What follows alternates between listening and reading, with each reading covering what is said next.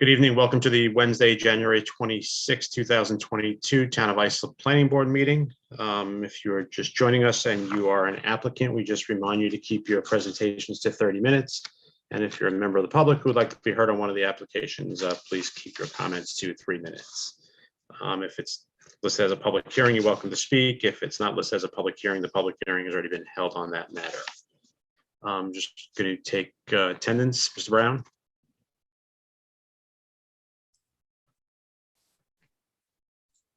Here. Mr. Bruno.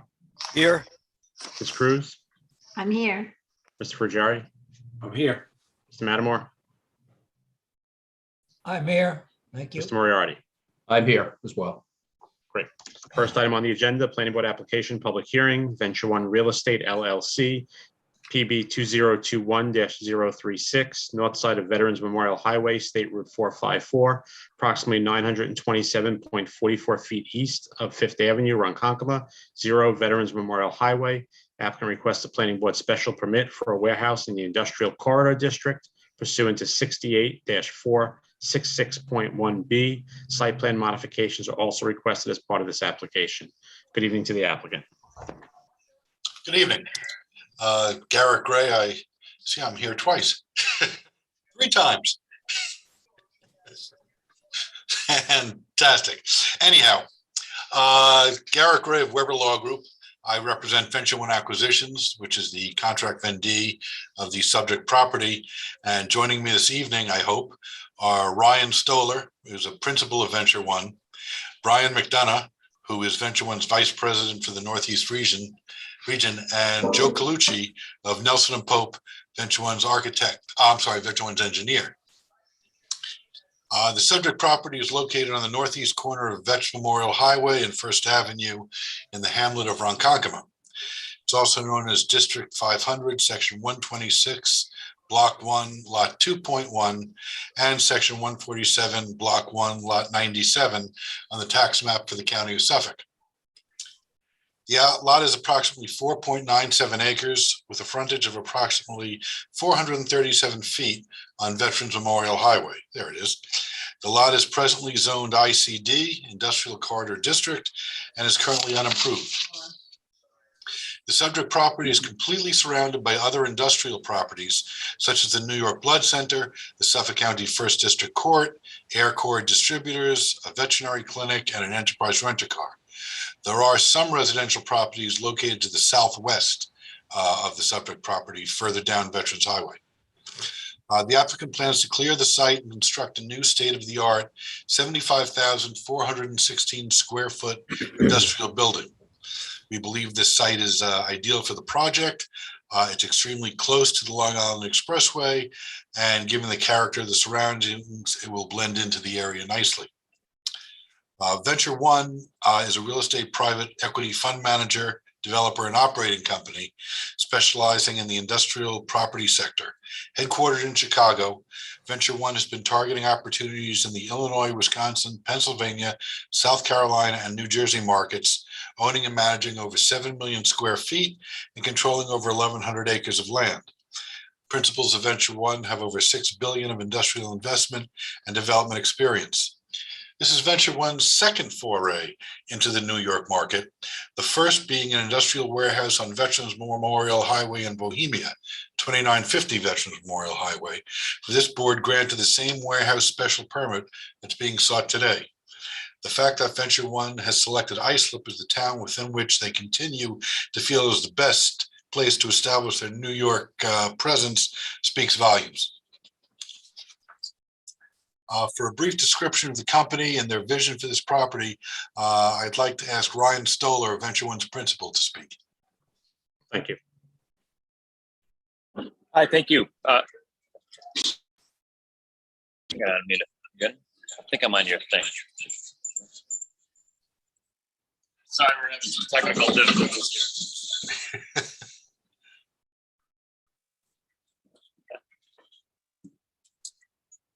Hi, everyone. Ryan Stoller. I'm a principal of Venture One Real Estate. And again, we're headquartered in Chicago. Brian McDonough, my colleague here, oversees our New York and our East Coast operations.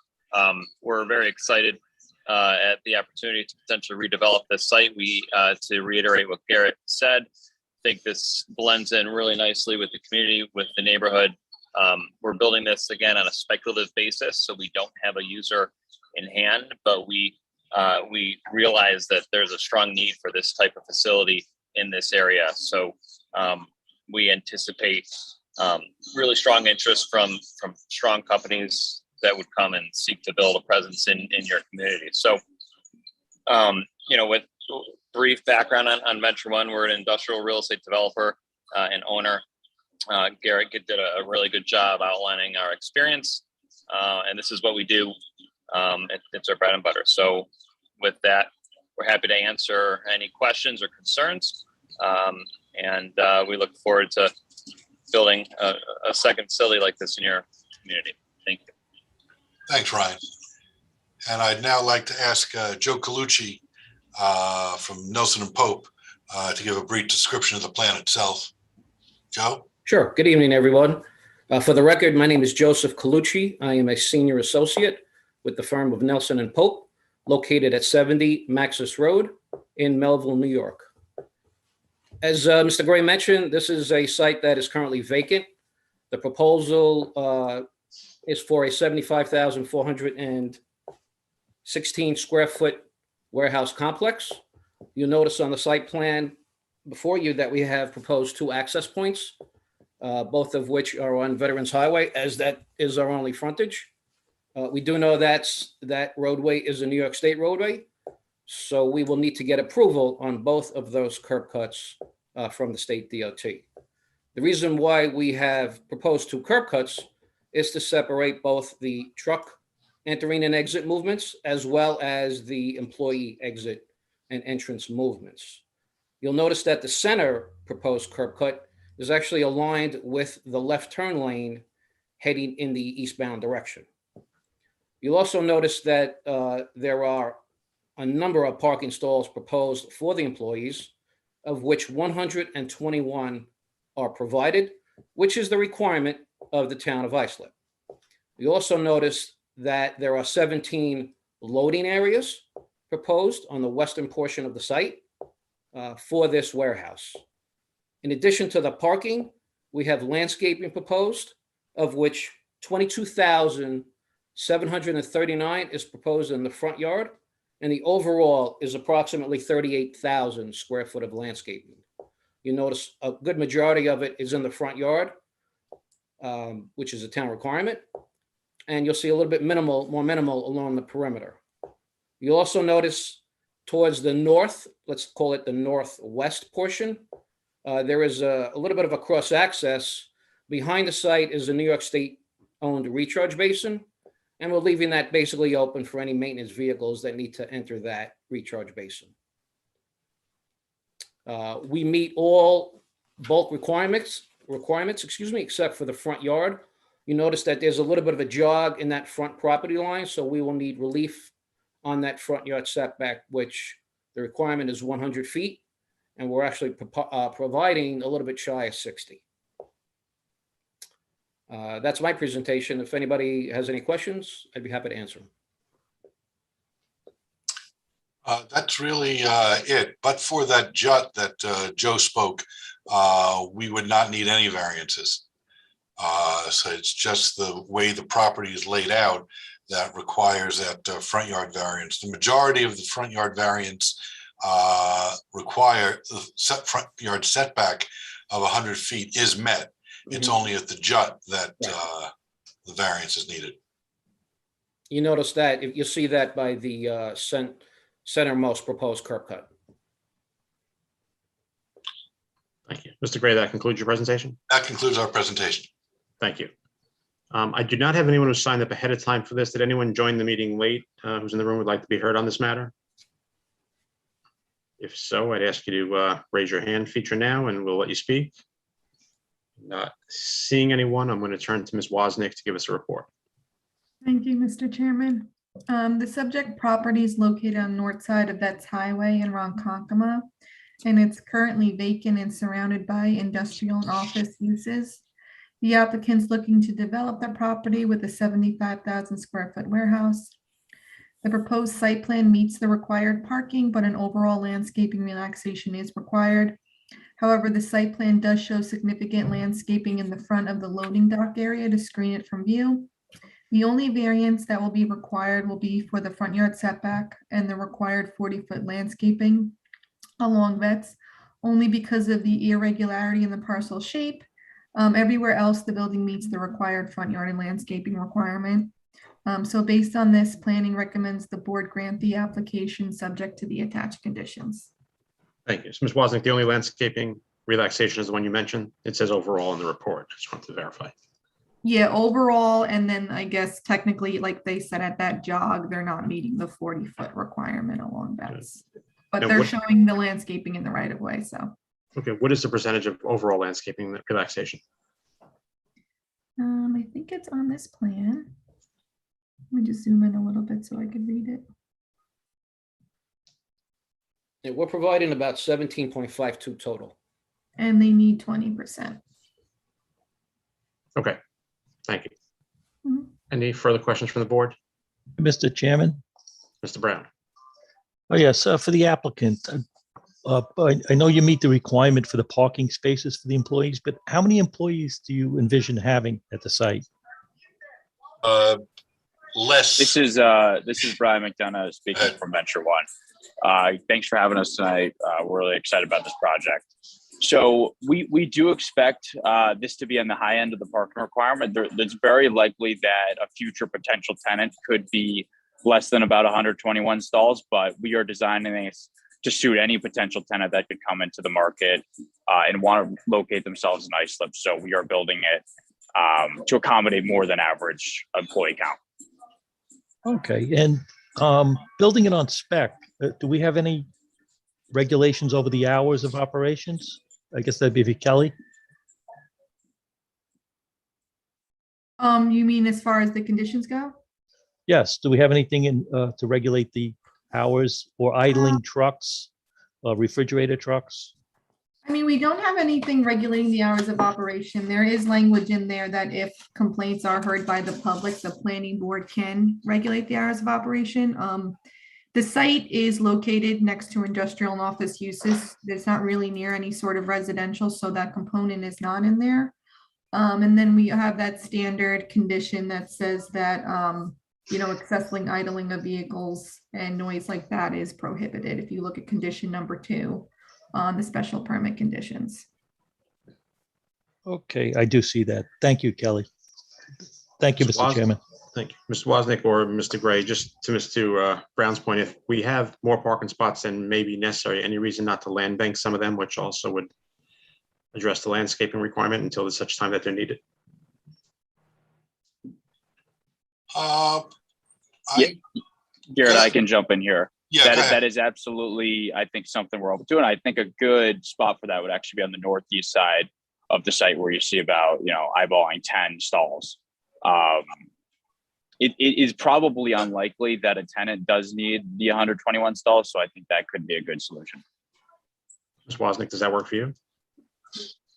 Yeah, I can just add a condition to the site plan modifications saying that you guys will allow them. Do you want just those top stalls to be land banked? I mean, I would go for the approval and let you guys work it out. Whatever the Okay. planning Whatever department and the number. applicant works out is fine with me. I mean, I'm just thinking of something that may be useful and don't have to pave too much if you don't necessarily need it. If you said you needed it, then it's a different story. You can obviously go back. I think that's a good idea. Yeah, Okay, no problem. I can make a condition. It's easy enough. Yeah, and if we land bank, you could always go back and build them if need be. Right. exactly. Yeah, Kind of a win-win for both. right. Mr. Chairman? Just that, Ms. Frugari? Yes. This is a question for the applicant. I know you said this, you're building this on spec, but do you envision this as a single tenant building or a multi-tenant? So that's a great question. Thanks, Brian, for that question. So we have built this actually for 2 tenants. So in theory, it could be plus or minus 2 tenants, about 37,000 square feet each. I think it could go both ways. We've had high level interest, kind of very early discussions with a few groups, nothing really to talk about tonight, but I think it could go both ways. It could be single or 2 tenants. Okay, because my question is going more towards parking, but not parking for vehicles. I think you have substantial parking for vehicles and, employees. But I'm thinking in terms of the overnight storage of tractor trailers, just the trailers themselves. You have plenty of loading docks, but do you see a need for a trailer to stay on site overnight? Kelly has tried to force us to keep trailers overnight there, but we're adamant that no trailers are going to be kept overnight. We've had discussions. Because I've seen to the point where trailers stay in a loading dock overnight, and I don't see any issue with that. But what my concern would be is that if all the loading docks were taken up and a couple of trailers needed to stay overnight, there's no place on this site plan to fit them, and they'll end up on Veterans Memorial Highway, and that's something I don't want to see. No, that's I not was just something asking that in their opinion, how do they feel that would play out? Yeah, hi. Thanks, Brian. So to answer that question, we anticipate there to be ample parking on the building, if you will, or at each loading dock. We do not anticipate the need for any excess or overflow parking, if you will, away from the building. But to your point, there might be a situation where a trailer is parked overnight, but again, it would be in a loading position against the building. Okay. So then you wouldn't be adverse to a condition to that effect, that any overnight parking of trailers would be only permitted in the loading dock area? I do want to say that if they wanted overnight parking, that's a separate special permit. So they would need to come back for another public hearing, unfortunately. Oh, 'Cause it's okay, not advertised. So they would have to come back if their future tenant does want overnight parking, and that would have to be addressed at that time, where maybe we can make the condition then. And Kelly, that would be if that overnight parking were not in a loading position, if you will, but off the building somewhere else in the pavement. Any overnight parking would need the special permit. And what is this, the industrial, and you couldn't have like unattached box trailers, unfortunately, in the zoning district. Because it's typical of industrial users. Sometimes you'll get a late night delivery and the truck will drop off the trailer and take off and leave the trailer in the loading dock so that it could be unloaded in the morning hours or something, or overnight hours. That's right. And that is something that we do anticipate. Again, no overnight parking away from the building, no overnight parking, not in a loading position. But if this is an operation, if not 24 hours, maybe 18 hours, there are situations where a trailer may be parked in a loading dock and it is actively being unloaded overnight. Yeah. But that's which is more of an permissible. operating use.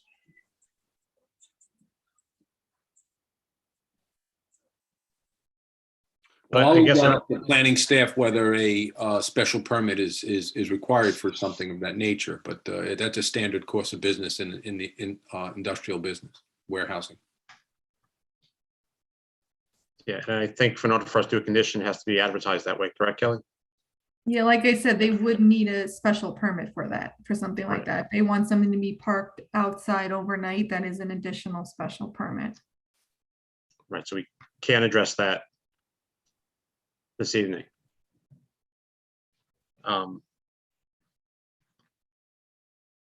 Chairman, Yes, Mr. Bruno. if I read the site plan correctly, and correct me if I'm wrong, there are only 2 loading docks. There are at each of the bill, and then is that correct? No. All the space. So I can jump in here, Garrett. Oh, So Go ahead, George. Okay. just those are actually drive-in doors at the end Okay. caps of the building. Oh, So okay, 2 and the drive-in others, doors. okay, and all the rest of the loading docks. That's Oh, right. okay, I Yes, didn't that's see that. Okay, thank you. That's Appreciate it. correct. And Barbara, I just want to make sure you got what Mr. Bruno said for the record. Actually, he cut in and out a little bit on my end. If you could just repeat what he said, that would be great. Thank you. Yeah, my question was whether or not I thought the loading docks were only at each end of the building, but it appears that the loading docks are everything in between. The other 2 are just are where the overhead drive-ins are, and there's all the others in the middle are in fact loading docks. That's the correct understanding? That is correct, yes. Okay, thank you. Any further questions from the board? Would the applicant like to add anything further? No, thank you. The only thing I'm going to point out, I know the recommendation was to grant the application this evening. Unfortunately, it's just brought to my attention by someone that the public notice on the town's website calls for an in-person meeting, and there are people, I don't know, for this hearing or for the next one, who are outside town hall waiting to be heard, and we're given no instructions on the public website in terms of how to provide public comment for tonight's. Mr. Friedland, I will say that there was a link and instructions on the public website yesterday going into today. There's a link on there for individuals to attend the webinar, but not instructions for somebody who wants to speak, I believe, is the issue. I'll leave that to Kelly. Yeah, and I don't know if Mr. Colgan, if you're reviewing that information, I think I just sent it to you. That was sent to me.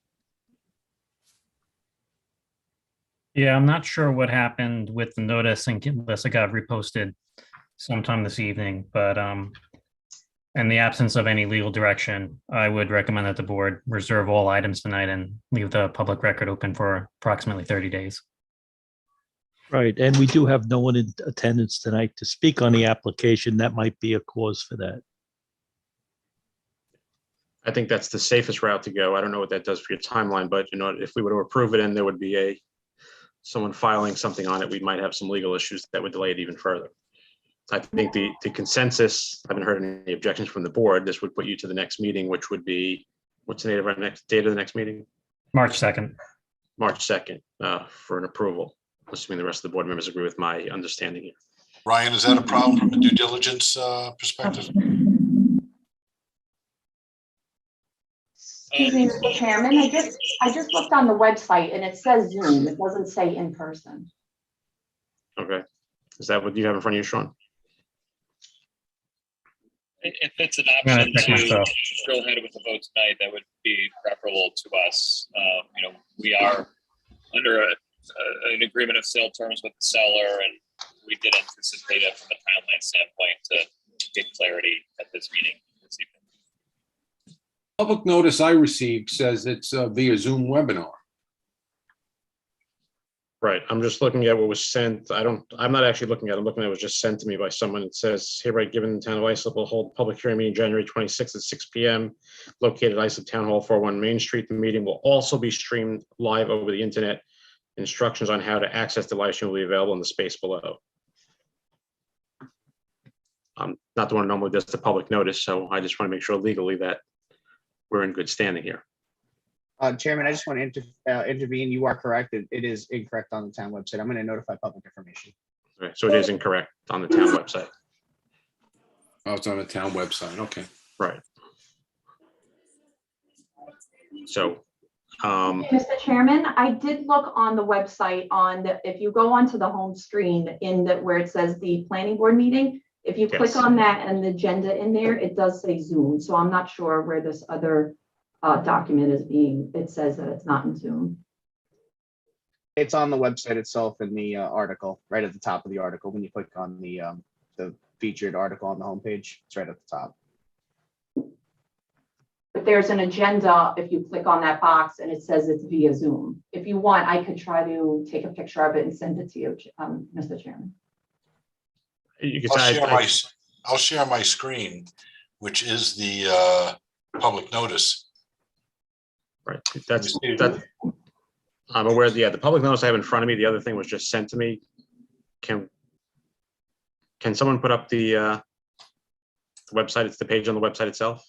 I could share it. I just can't while someone else is sharing theirs. Okay. He exits. Maybe I could share mine.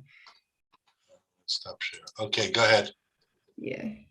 Let's see, share screen. Kelly, it's on the home page, and if you click on that box, it'll say if you click on this agenda, if you see the planning board meeting agenda, This, I On guess, that. on the actual web page itself. It's on the that web page, but if you person. click on the agenda, just click on the agenda real quick to show Yeah, that. the That's agenda is what I had up. accurate, but the web page isn't, I Correct. guess. This was the same That's situation as via Zoom. yesterday's BZA meeting. Yeah. FYI. I had checked and there were instructions to join this webinar on that same page. So I think I know, I think I'm the only attorney here. So I'll say I'm good with it. See, You know, maybe as a compromise, can we keep the public comment period open for, say, 10 days and then hear this again on February 9th? That speeds up the process. They don't have to wait all the way to March. Ryan, would February 9th work? I think that's a fair compromise. I don't know how the remainder of the board feels, but that might be a compromise. I would concur with that. I would agree with that. Yep, I would as well, Brian. Yeah, I would agree. That means, Brian, you're making the motion. Okay. But I won't be here on February 9th, so someone else will have to make a motion then. With all that being said, I'll make a motion that we close the public hearing tonight, but keep the record open for written comments for a period of 10 days. And no, that's all I can do. Yeah, that's my motion. So it's a motion to close the public hearing, reserve decision, and keep Reserve the decision and keep the public comment period open, written comment period open for 10 days. Is there a second to that motion? Yeah, I would second that. All right, that was everybody at once. I'm gonna go Mr. Brown on that. All in favor? Aye. Opposed, abstentions, we're reserved. Thank you. Thank you, everyone. Thank you, folks. Have a great evening. You too. Thank you. Item 2 on the agenda, Town Board Application Public Hearing, Julie and Chi Yim, CZ 2021-027, east side of Carlton Avenue, County Route 100, between Ackerman Avenue and Cliff Street, Central Islip, 120 Carlton Avenue. Applicant requests to change of zone from Business 1 District to Business District and a Planning Board special permit for a mixed-use building pursuant to 68-257.1G. Site plan modifications are requested as part of this application. Good evening to the applicant. Good evening, Chairman and members of the board. I'm just waiting to have my camera go on. Sorry about that. Very good. Good evening, Chairman, members of the board and planning staff. My name is Janice Whalen. My office is at 23 Green Street, Suite 302, Huntington, New York, and I represent Ms. Julie Yim in her request for a zone change from Business 1 to Business District, a planning board special permit pursuant to section 68-257-1G for the construction of a mixed-use building at 120 Carlton Avenue and for minor relaxations. Can you see me? Okay. Accompanying me are project architect Chuck Southard and Ms. Yim, who's in my office. Is Mr. Southard here? I'm here. Okay, very good. First, let me thank Mr. Colgan and Ms. Wozniak, who over the last several months have worked very diligently with our team to refine the elevations before you today. We're very proud of the resulting proposed structure and look forward to hopefully being one of the first projects in the downtown revitalization of the Carlton corridor. The site is currently vacant and is situated on a little over an acre on the west side of Carlton Avenue between Ackerman and Cliff Streets. Carlton is, of course, a business corridor abutted by residents to the rear of our site. We have 167 feet of street frontage. We seek permission to be included in the BD district and for a special permit for our mixed-use building to further the goals of the New York State Downtown Revitalization Initiative for the Carlton Avenue corridor. As an aside, the Yim family has deep roots in Central Islip and Suffolk County. They're longstanding restaurateurs and shopping center owners. They own the Yum Yum restaurant on Lowell Avenue for 25 years, and they've grown a strong kinship and love for the Central Islip community and its families. Over the years, the Yims have watched vacancies along Carlton Avenue and Suffolk Avenue. They're very experienced shopping center owners and laundromat operators, and they currently own 4 shopping centers in the locality, one at Candlewood Road in Bayshore, a second at 1750 Fifth Avenue in Bayshore, a third at 1805 Fifth Avenue in Bayshore, and their newest development is 247 Bayshore Road in Deer Park. The Yims are eager to develop and invest in an aesthetically pleasing mixed-use building at 120 Carlton Avenue to attract sustainable uses to complement the community and further the goals of the DRI.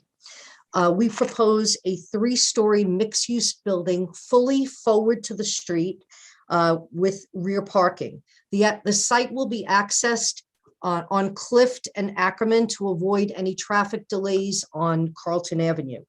We propose on the first floor 4,500 square feet of a laundromat and 3 900 square foot office or retail uses. The second and third floors, we propose 8 2-bedroom apartments on each floor. The total FAR for the building is approximately 25,732 feet, which is 56.2% below the threshold of 60% FAR. Parking for the first floor is calculated at 1 space per 150 square feet. On the second and third floor, it's calculated at 1.75 spaces per apartment. We require total parking of 82 spaces. We actually provide 65 spaces. We believe that the business uses on the first floor will complement the second and third floor uses where people aren't going to be in the parking lot at the same time. Our parking variance is just about 20%, and we believe that this is going to work. Let's see what else we have. Our proposal does require landscape variances or relaxations in order to accommodate the parking. At the planning department's request, we do not have front yard landscaping. We've got pavers and walkways. It's not the usual situation in this regard. There's no room for front yard landscaping here. We'll provide sidewalks along the building front and rear and a 25-foot landscape buffer to the rear of the property by the residences. We've got a refuse container outside of the landscape buffer area and a hose bib for required cleaning. We comply with maximum height and site coverage. We believe that our proposal will not result in any on or off-street traffic impacts. We believe after a lot of refinement that our use is fully consistent with the spirit and intent of the town code, the master plan, and the state's DRI. With that, I'm going to turn it over to Mr. Southard for any technical questions that you have. Do you want to go ahead with the presentation, do that, and we'll come back for questions after public comment? I'm not sure if he wants to make any presentation or. Actually, the presentation was pretty thorough, so I'll leave it up to you guys. Anything further, Ms. Whalen, in the presentation? No, nothing further. Thank you. Is anybody, I have somebody, Todd Johnson, who wishes to be heard. Mr. Johnson.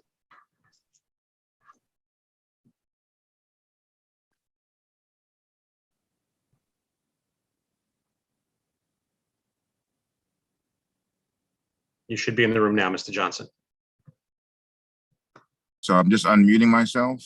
And if we can hear you now, you're good. Thanks. Okay, very good. Okay, so with regards to this space, there were some questions from the Community Civic Council and the Centralized Civic Council that had some questions about the layout and the site plan. I'm not sure if the elevations have been shared with the community, but there were some questions about that. I sat on the DRI committee, and for me, I'll speak personally, this design seems to be consistent with the goals and plans of the Downtown Revitalization Initiative, and you know, and the parking does seem to be sufficient from my perspective. Just out of fairness, I would like to mention that I am actually down at the town hall in the West Hall because the public notice that was posted on the website did say that there would be an in-person meeting this evening. And when the people I was joined by a few other people, and when they were asked whether they could participate or not, they were not given any instructions. I myself, found the webinar on my own, but other people had to leave. I just want to make sure that that is, clear. That really concludes my own comments on the property. I hope that this again, I don't see the elevations with regards to the design for the property. That is an important aspect of what the DRI was trying to do. But as far as the forward facing, the sidewalk, the parking, the setbacks, it seems to be very consistent with what the DRI was trying to achieve. Thank you. May I respond, Mr. Friedland? Yes. Mr. Johnson, first of all, I'd like to thank you for your service on the DRI. And I apologize that there was some issue for you and other members to get to participate more fully. But I'd be happy if you give me your email address to share those elevations with you so you could see exactly what everybody else has seen. So thank you. I'm going to, at this point, Do you ask want if me there's to, to give that information? Yes, please, Or- Mr. Johnson. Okay, you can send that to Todd C 6814@gmail.com. Just to confirm, TODDC6814@gmail. Correct. I'll get that over to you tomorrow. Thank you. Good luck with the project. Thank you. And thank you so much. And just to go back here, it appears that based upon the comments from Mr. Johnson and the fact that there were other members of the public who were in person this evening outside of Town Hall West waiting to be heard, that I think we need to adjourn the public portion of this meeting and reschedule the public matters that are on for this evening to a later date when proper notice can be given to the public to attend the meeting and how to attend the meetings. Mr. Colgan, is that your understanding as well?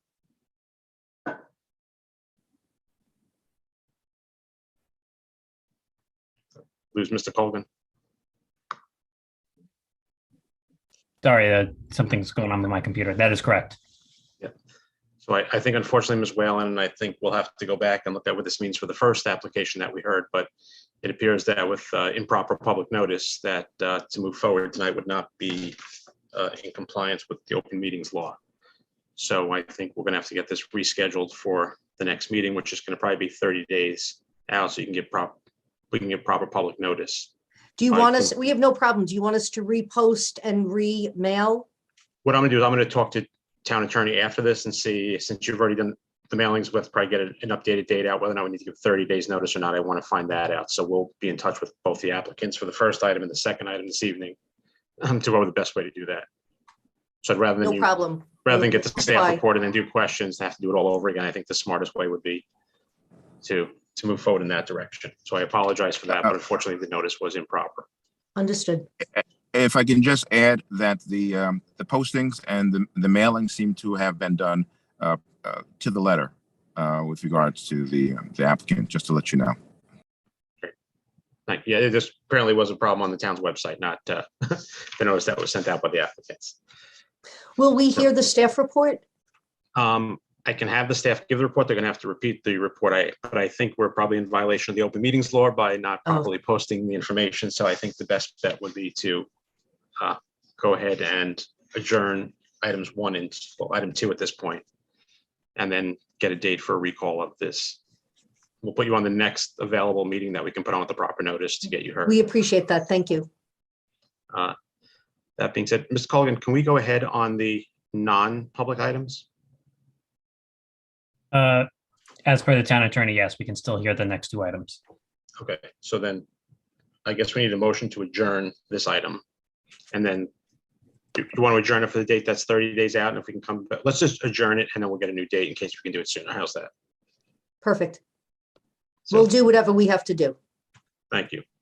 Mr. Chairman? So, yes. Before we adjourn it, just as a suggestion, I like to see the architectural renderings on the elevations on this project. I mean, it is in a downtown district, and it would be something that I think would be good for the board to see. I Just believe to let that you those know have been that, uploaded. okay, there they are. All right. Sean Well, has them. that could be for the next hearing, so, because Yeah, I don't think we can have a hearing now, but correct. just as a suggestion. Yeah, I'd rather not go Back. forward on anything, have a discussion about this Yeah. application without the proper public notice out there for everybody may be in support of it in case there are any issues. I'd rather do it by the letter of the law, which makes sure we have proper notice Understood. for it to meet. So in that, I'm going to ask for a motion to adjourn this public hearing. Mr. Chairman, Mr. Brown, yes, Mr. Chairman, I'll make a motion to adjourn this item, Julie and Jayem, until we can properly post it and reschedule. it's a motion by Mr. Brown to adjourn this public hearing to get it properly noticed from the town's perspective and then reschedule. Is there a second to that? By Mr. Mattermore? Second by Mr. Mattermore. All in favor? Aye. Opposed, abstentions. With our apologies, Ms. Whalen, and we'll get you back on as soon as we can. Very good. Good night, everyone. Thank you. Thank you. As it relates to item 1, I'm not sure if we need to recall that and adjourn that one as well, or if the reserve gives us the ability to reopen that public hearing, I guess, on a later date.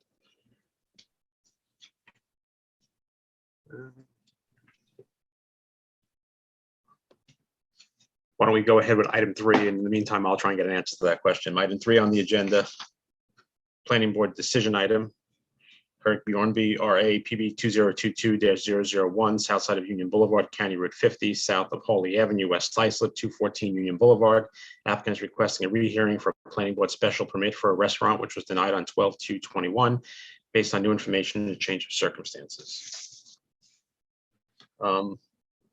I'm actually going to go to Ms. Wozniak for a report on this, since it is not an item that's technically before us as at this point. Ms. Wozniak. Thank you. So this property came before the board last year and requested a planning board special permit for a restaurant. At that time, the board denied the application based on inadequate site improvements and deficient parking. At the last hearing, the applicant was unable to provide safe access into and out of the site and was unable to provide a much needed cross-access agreement with the adjacent property to allow additional parking for customers and employees. Since that hearing, the applicant has made significant improvements to the proposed site plan, which includes landscaping in the Union Boulevard right-of-way to deter parking and provided one-way access lane out of the site. In addition, the applicant has agreed to obtain a cross-access agreement with the property to the west for parking and enter access into the property. In light of the new changes, planning recommends the board permit a rehearing for the application as the inadequacies have been substantially improved to provide the much needed improvements to the site overall. See if I could pull up the new site plan for you guys.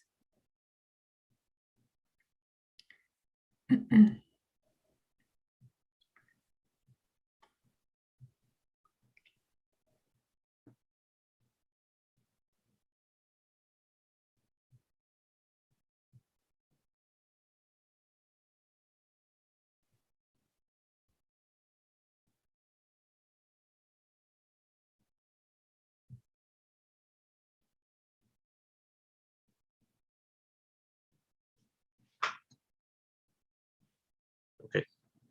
So in order for us to reconsider this, I guess the question for us is that, there's no room for discussion. The terms that were stated at the last hearing, or the things that have to be in compliance, need to be in compliance. If there is an agreement to that, we can allow this to go forward.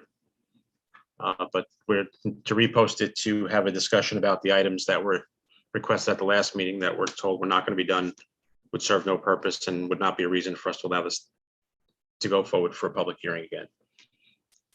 So I guess the one question I have either from Ms. Wozniak, Ms. Bjornby, is that we're going to be in compliance with all of the items that were asked for at either the previous staff report or at the previous meeting.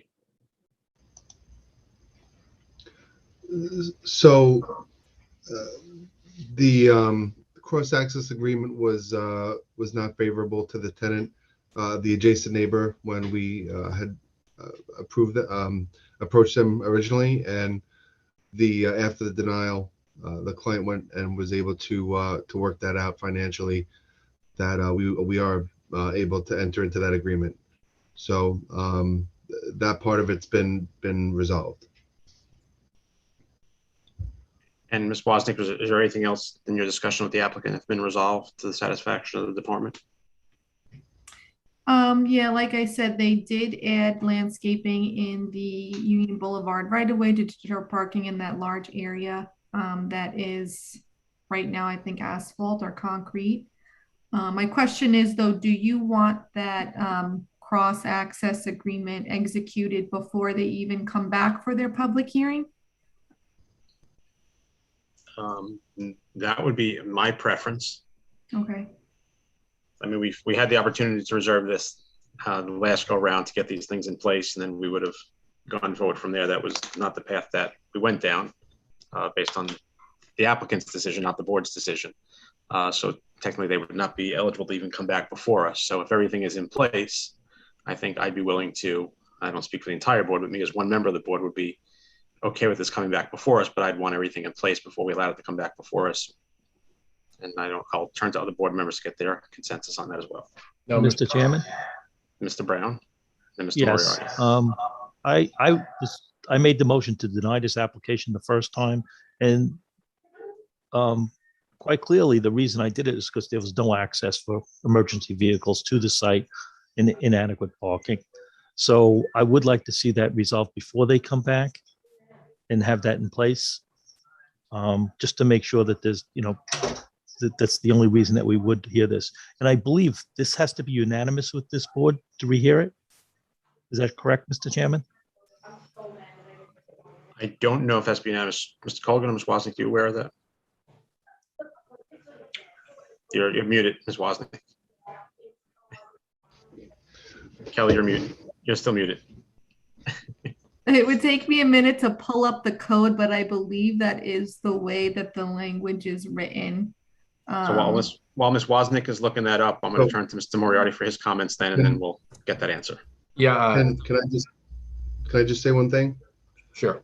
So one of the reasons why the application was denied was that there was concern over access to the back of the property, which at the time the board was requesting us to close up the access that's on the east side of the property that goes to the rear. After that, we consulted with the Fire Marshal Doucette, and he had made recommendations that we keep that open so that, and he believed that the site as proposed now meets sufficient for those vehicles and the access required. Yeah, I think our position would be that if it's unanimous amongst the board, it'd be that the conditions as determined by the planning department were being met before we heard it. Mr. Moriarty. Yeah, thank you, Mr. Chair. I would just concur with Mr. Brown. I think it's important. I know that we've been back and forth on this application now probably 4 or 5 times. It was rejected at the last meeting.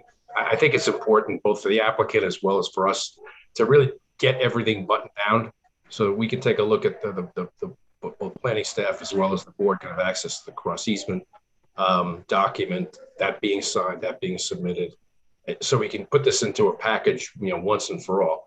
Now, I'd be supportive, assuming we can get these items addressed to the satisfaction of the board and staff, to have this reheard. I think there's a desire to try to make this happen, but obviously the conditions need to be satisfied. I think we need to see that, before we vote. On the ultimate application, I'd be happy to. I think we should vote to rehear again, based upon the assumption that they'll be able to satisfy those conditions. Mr. Bruno. I would my fellow board members. I would want to see the cross-access. Frankly, if I remember the history of this, that cross-access should have been done years ago. So we're not the only board that felt that was necessary.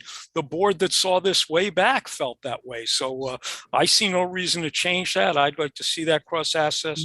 Frankly, it should have been there already, and I'd like to see that executed before we have the rehearing. Anything further from the board? And I did just look, it is unanimous, it has to Okay. be. So there you go. So it has to be an unanimous vote of this board. Thank you. And thank you, Mr. Brown. Anything further from the board or from Ms. Wozniak?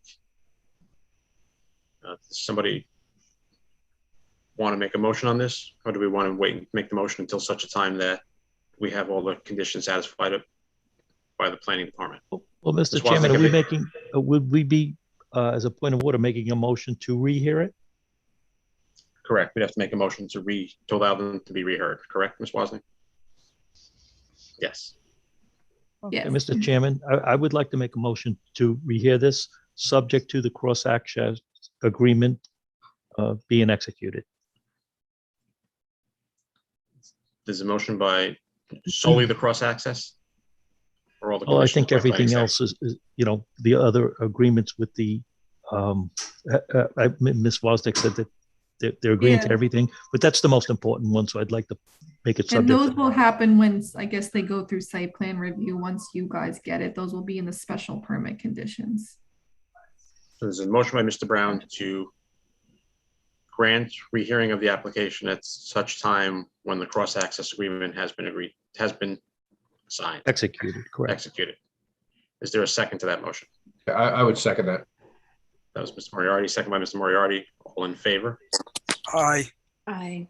Opposed? Abstentions? It is granted subject to. Thank you. Item 4 on the agenda, major subdivision bond release, Fox Run Estates, East Islip, MS 2006-001, west side of Suffolk Lane, approximately 620 feet south of Haid Place, East Islip. Applicant requests a full bond release of bond number B100278830 in connection with the completion of this major subdivision. Good evening, Mr. Gonzalez. Hello, everyone, Chairman, members of the board.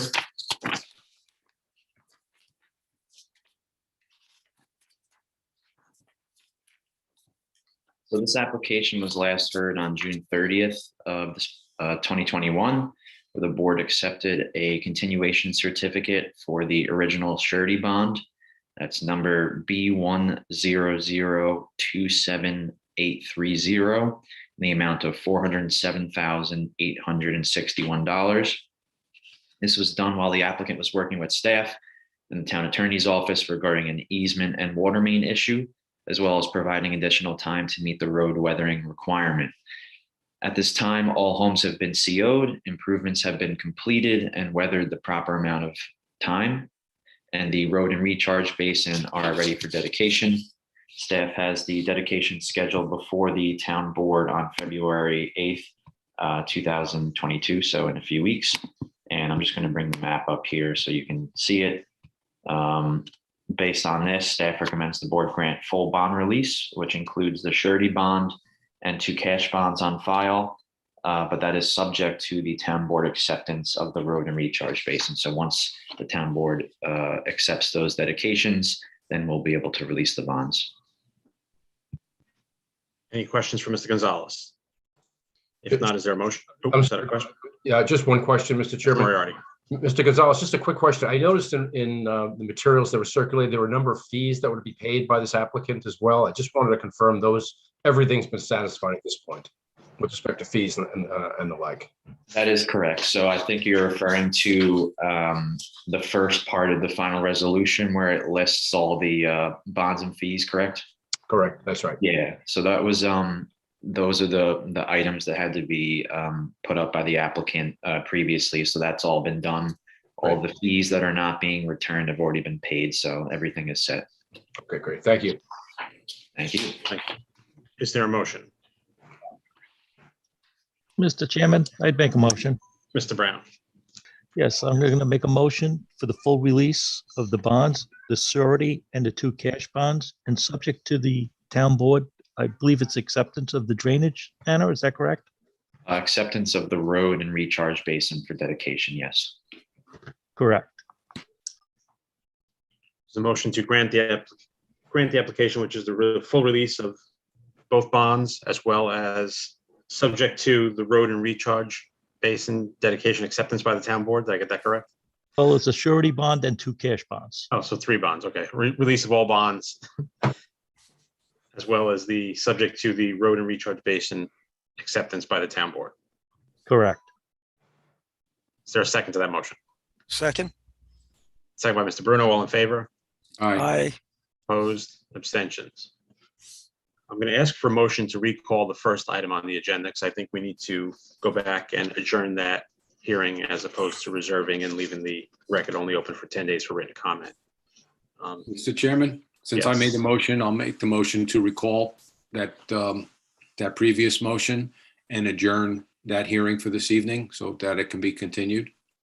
Okay, there's a motion by Mr. Frugieri to recall that matter and adjourn that public hearing for this evening. Is there a second to that? Second by Mr. Mattamore. All in favor? Aye. Opposed? Abstentions? That matter is adjourned. That's all that's on the agenda. Is there a motion to adjourn the entire meeting?